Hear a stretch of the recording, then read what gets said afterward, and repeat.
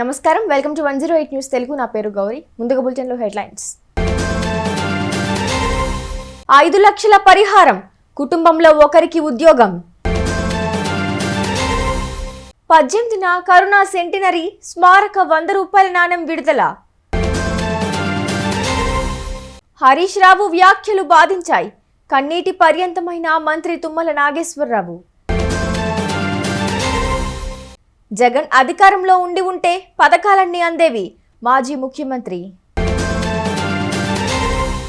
జగిత్యాల జిల్లాలోని పెద్దాపూర్ గురుకుల పాఠశాలను రాష్ట్ర డిప్యూటీ సీఎం భట్టి విక్రమార్క సందర్శించారు. ఇటీవల ఫుడ్ పాయిజన్ కారణంగా విద్యార్థులు అస్వస్థతకు గురి కావడంతో ప్రభుత్వం అప్రమత్తమైంది. ఈ క్రమంలోనే మంగళవారం పాఠశాలకు వచ్చిన భట్టి పరిసరాల్లో కలిగి తిరుగుతూ పరిశీలించారు.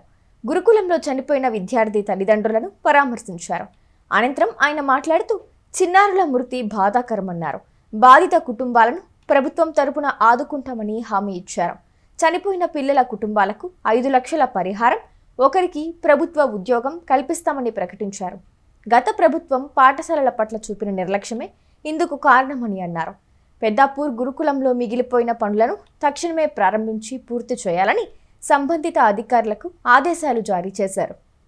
తల్లిదండ్రులు బిడ్డలు చనిపోయారు, వాళ్ళు బతికి బాగా భవిష్యత్తులో పెద్దవాళ్ళు అయితే వాళ్ళ కుటుంబాలని పోషిస్తారని, సమాజానికి ఉపయోగపడతారని ఆశతో కూలీనాలు చేసుకుంటూ కూడా తీసుకొని వచ్చి ఇటువంటి రెసిడెన్షియల్ స్కూల్లో చదివిస్తూ ఉంటారు. వాళ్ళ భవిష్యత్తే వాళ్ళ బిడ్డలు.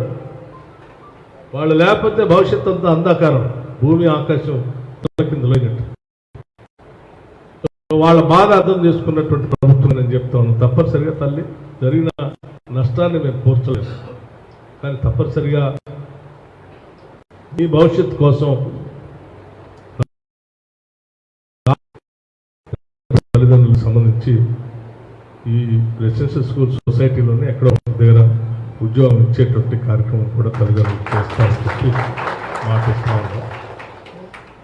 అట్లాగే మిగతా పరమైనటువంటి అంశాలు కూడా ఆలోచన చేసి చెప్తానని చెప్పి మీ అందరికీ నేను మాటిస్తూ,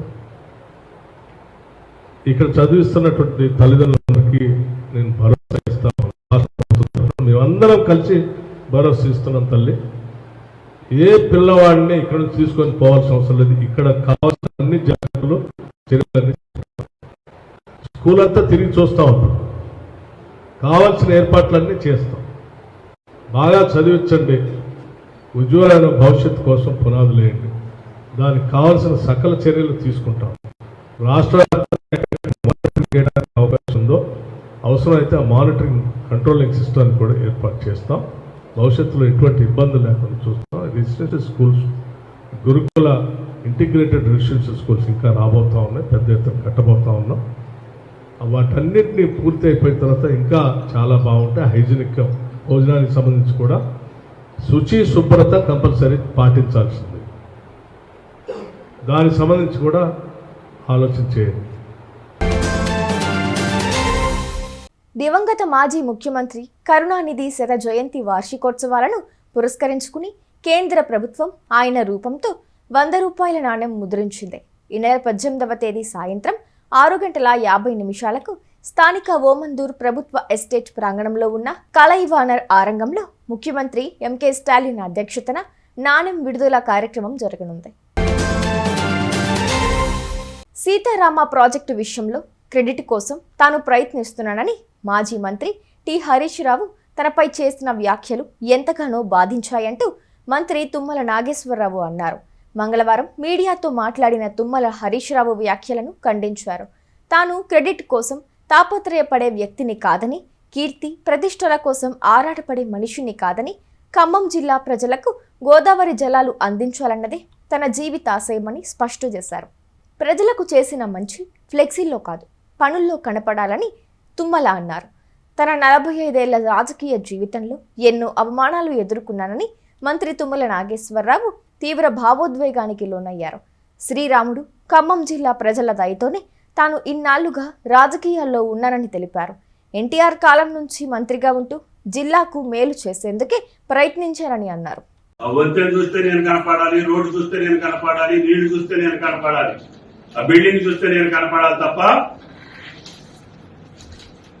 ఫ్లెక్సీ పెట్టే కార్యకర్తలు కూడా నేను ఓదారుస్తా. ఈ జేబులో 100 రూపాయలు ఖర్చు పెట్టవద్దని చెప్పి బతిలాడతా. యాడీయటానికి కూడా నేను ఒప్పుకోను. పేపర్ వాళ్ళు అడుగుతారు వాళ్ళ మేనేజ్మెంట్ ఒత్తిడితోటి, అయినా మీరు డబ్బులు ఖర్చు పెట్టుకోవద్దు, అది ఒక కోటి చూసాడు బారేసేదని. దానికోసం మీరు సంపాదించిన కష్టం మీరు ఖర్చు పెట్టుకోబోకండి. మన పని శాశ్వతంగా ఉండాలి, మన ఫలాలు ప్రజలకు అందాలి, వాళ్ళ మోములో చిరునవ్వు చూడాలి, వాళ్ళ మనసులో మన మాట రావాలి. అంతే తప్ప తాత్కాలికమైనటువంటి ప్రచార ఆర్భాటం కోసమో, పేరు కోసమో, క్రెడిట్ కోసమో ఈ తుమ్మల ఆరాట పాండేది అని చెప్పి విజ్ఞప్తి చేస్తున్నా.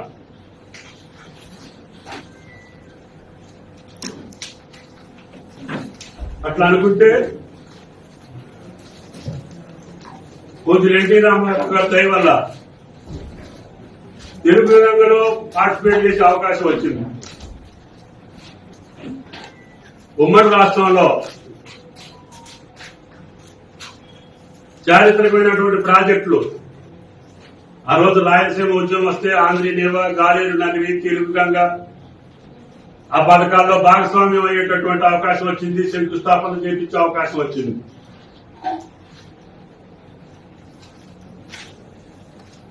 అదే Srisailam right bank canal, left bank canal నా చేతుల మీదుగా చేసే అవకాశం వచ్చింది ప్రపంచ బ్యాంకు నిధులతోటి.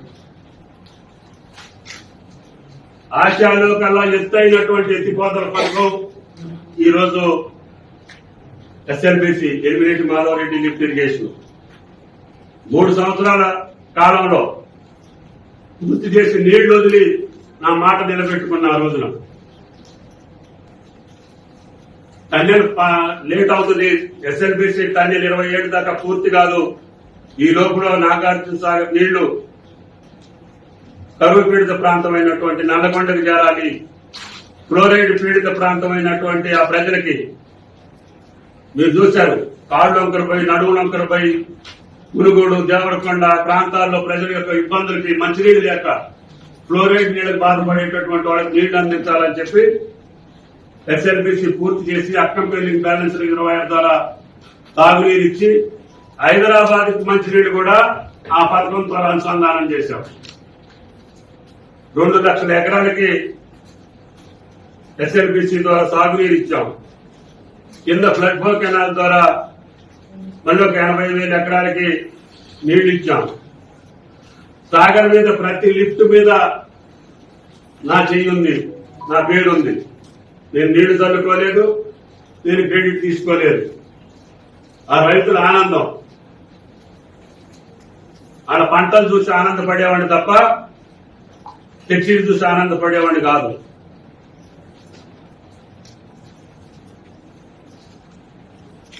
ప్రజాస్వామ్యంలో ఎవరు అధికారంలో ఉంటే వాళ్ళు ఆ పనులు పూర్తి చేసే బాధ్యత తీసుకుంటారు తప్ప మరి ఆ రోజున హైదరాబాద్ కి గోదావరి జలాలు వచ్చినాయి, ఎల్లంపల్లి నుంచి మంచినీళ్లు. ఆనాటి ప్రభుత్వంలో ఉన్న పెద్దలు నెత్తి మీద నీళ్లు చల్లుకున్నారు. అది ప్రజాస్వామ్యం యొక్క రీతి, నీతి.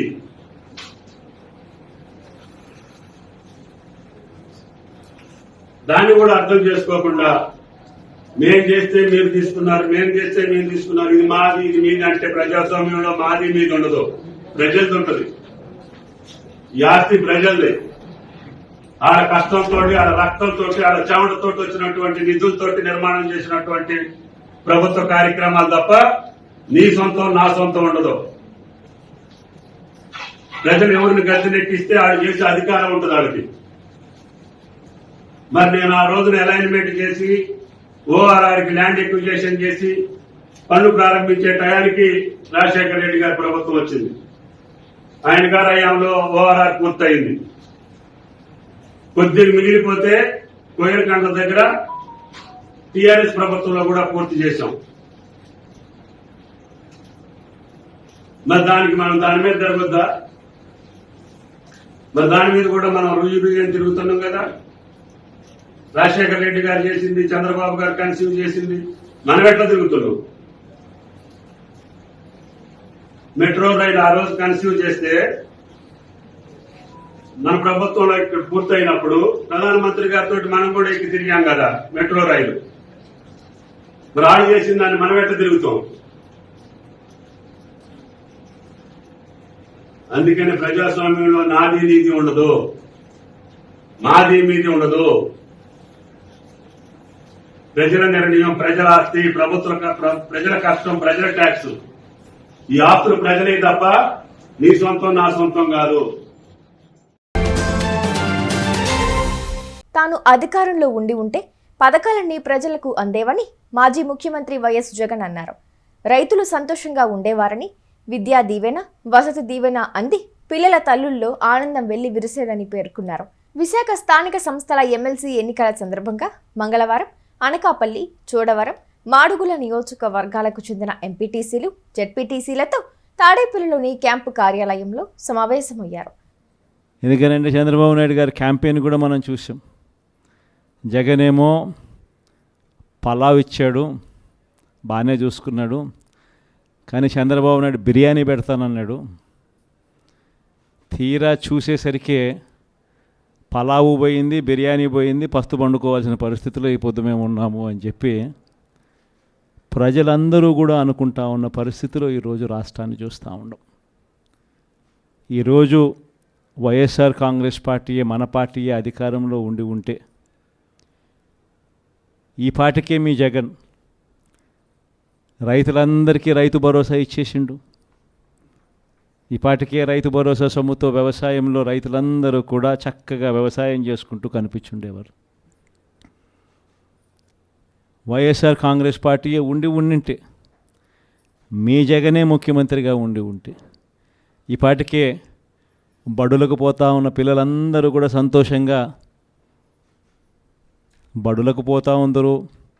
వాళ్ళ అమ్మలందరికీ కూడా ఈ పాటికి అమ్మఒడి పథకం కూడా ఈ పాటికి అంది వాళ్ళందరూ కూడా సంతోషంగా ఉండుండేవాళ్ళు. ఈ పాటికి అక్క చెల్లెమ్మల ముఖంలో చిరునవ్వు కనిపిస్తూ సున్నా వడ్డీకి సంబంధించిన సొమ్ము కూడా ఆ పొదుపు సంఘాల అక్క చెల్లెమ్మలకు అందరికీ కూడా సున్నా వడ్డీకి సంబంధించిన డబ్బులు కూడా వాళ్ళందరికీ కూడా ఏప్రిల్లోనే మామూలుగా ఇస్తూ ఉంటుంది.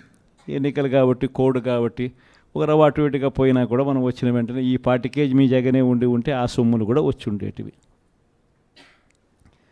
మీ జగనే ముఖ్యమంత్రిగా ఉండింటే, వైఎస్ఆర్ కాంగ్రెస్ పార్టీ మన పార్టీయే అధికారంలో ఉండుంటే ఈ పార్టీకే విద్యా దీవెన కింద ప్రతి పిల్లాడికి కూడా వాళ్ళు కట్టాల్సిన ఫీజులు ప్రతి త్రైమాసికం 3 నెలలకు ఒకసారి వాళ్ళకు సంబంధించిన ఫీజులు మళ్ళీ 3 నెలల లోపల 3 నెలలు అయిపోయిన వెంటనే ప్రతి త్రైమాసికం వచ్చే ఫీజులు విద్యా దీవెన కింద వాళ్ళ ఖాతాల్లోకి పడుండేటివి. వసతి దీవెన డబ్బులు కూడా పడుండేటివి. మత్స్యకార భరోసా కూడా పడుండేటిది. వాహన మిత్ర కూడా పడుండేది. చేనేతలకు నేతన్న నేస్తం కూడా ఈ పార్టీకే పడి ఉండేది. ఇది మన 5 ఏళ్ల చరిత్ర చూస్తే ప్రతి సంవత్సరం మనం ఈ ఆగస్టు నెలాఖరు లోపల ఇవన్నీ కూడా రొటీన్గా సాదాసీదాగా మామూలుగా ఎవరు చుట్టూ తిరగాల్సిన అవసరం లేకుండా మామూలుగా జరుగుతూ పోయేటివి. ఈరోజు ఒక్క జగన్ లేకపోవడం, ఒక్క వైఎస్ఆర్సీపీ ప్రభుత్వం లేకపోవడంతో ఈరోజు రావాల్సినవి ఏవి కూడా రాకపోగా